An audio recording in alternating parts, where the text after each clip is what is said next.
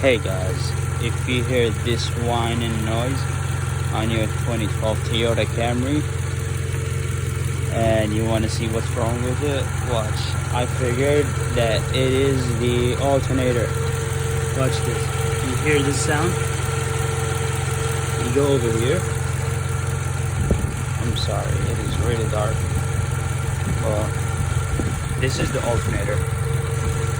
So what you do, you just go there, unplug this right here, and just do this.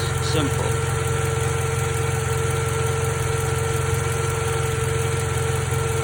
Have to put a little pressure. There you go. See, no more sound. You put it back. That means the alternator is gone. Almost. Well, at least I know mine's going bad for the age of the year. But it needs to be done. That's all.